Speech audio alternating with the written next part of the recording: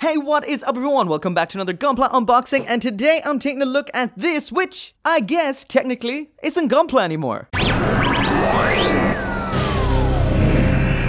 So it seems like these types of kits have been relegated to figure-rise standard, where I believe they should have been all the time. These Gundam Girl style models really never were high grades to begin with, so I think this is exactly where they should be. Anyway, of course, this is the figure-rise standard Build Divers, Diver Nami, and of course, it's from Gundam Build Divers. If you do want one of your own, as always, you can get one from those awesome people over at Hobby Link Japan, link in the description. Now let's get this unboxed. So first off, there is the front of the box, and I can almost guarantee straight away that this kit will not look as good as this when finished, without a doubt. But anyway, let's flip around and see what is on the sides of the box. First off, this will cost you about 2,400 yen, which is about par for the course for these kind of kits.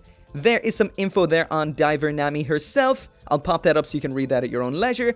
And there is what the kit should look like once it's out of the box and assembled. And so far, I have to admit, it doesn't look so bad so far on the side here. But I do see a lot of repeated parts that age all the way back to Fumina. But anyway, you know, let's not judge it too early. Around to the other side, and there we can see that we've got a multitude of different eyes. I assume these are choose one and you're stuck with them forever. But then again, I'm not sure yet. And again, it doesn't look so bad.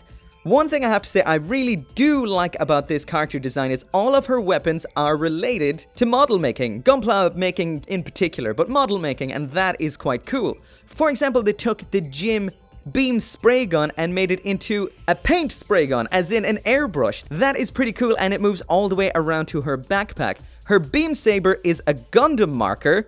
Again, keeping it very in tune with tools for building Gunpla. She also has a D separator shield, which is this thing right here. Basically, it's a part separator, and this came with the Exia, I think, the perfect grade Exia. Possibly one came with the Unicorn, I can't really remember. But if you can get one of these separately, get one. They're so handy. If you ever stick something together that you shouldn't stick together, this is a godsend right here.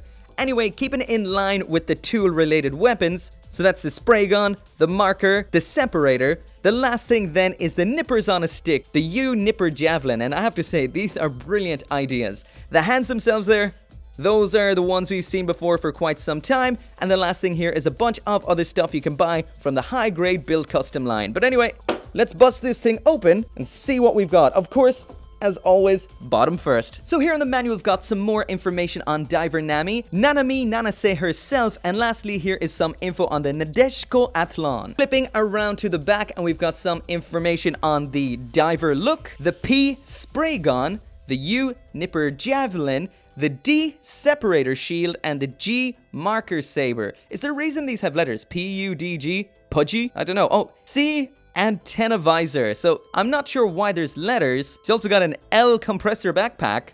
Does it spell something? G-U... doesn't spell Gundam. So what do we have here? P-U-D-L-G-C. Pudlk. Pudlk. Okay. But anyway, we've also got a color guide down here as well. Now let's check out the runners. So first up in here is runner A1. This says it is new for this year, that it is the figurized standard GBD Diver Nami. And it does say 2018 around on this side, but a lot of these parts look suspiciously familiar to something I've seen before. There is runner A2 in a flesh tone. This says exactly the same information as the last one, saying it's new for this year for this kit. But then again, there is a lot of parts I recognize off here from some of the older Gundam Girl kits. So it may be new, it may not be new. I guess we'll see if it's slightly different or just rearranged. Runner B1 in a nice matte brown. The matte definitely looks good, and I like how Bandai's doing this a lot lately. It definitely splits up the kit very nicely when it's finished and unpainted. On here we've got the majority of the weapons. You can see they are just in one color, so you may have to paint some things. The hands look like what we've seen before, even though it says it's new for this year. But all in all, so far, so good. Runner B2 is a repeat of some of the parts on the other runner. There is runner C. This is a multicolored runner with black, that yellow, and flesh tone, and white. And again, it says it's new for this year. It hasn't been rearranged or not, I'm not sure.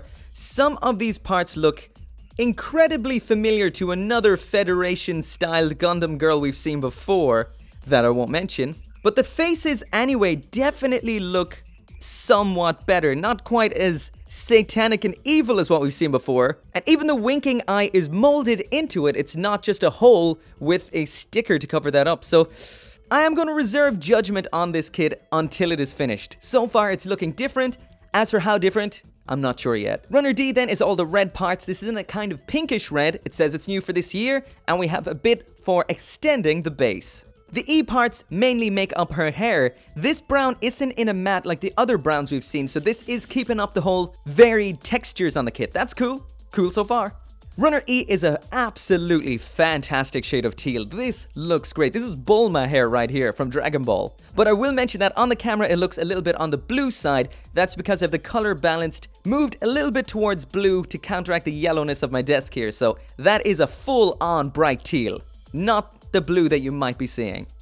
As for what's left in the box then, we've got that base we've seen a lot of times in the Build Divers kits, this time in a kind of pinky red. We've got a wire in here which is for the spray gun, so this is flexible and will hold its pose, whatever way you put it. And lastly in here then is a whole load of stickers. So you've got some red ones for fixing the colors on her costume, some yellow ones for fixing some more colors, as well as some black ones. Again, these are color correcting ones. Ooh, we do have stickers for the eyes, and by the eyes I mean the winky ones there. I would recommend trying to paint that. It would look a whole lot better. Maybe even the eyes too. But again, I still don't know how this is going to turn out. Is it going to be the same we saw before, or is it going to be a little bit different? But anyway, that's pretty much all that's in the box. So that is it for the unboxing of the figurized standard Build Divers Diver Nami. Of course, if you want one of your own, then check out that link in the description. You can get yours at HobbyLink Japan. Like I said, I'm going to reserve judgment on this kit till I build it. It's under a new line. It's no longer considered a high grade, so we'll see where it comes on the scale, how good it is. But anyway, that review will be coming soon. And as always, I'll see you next time.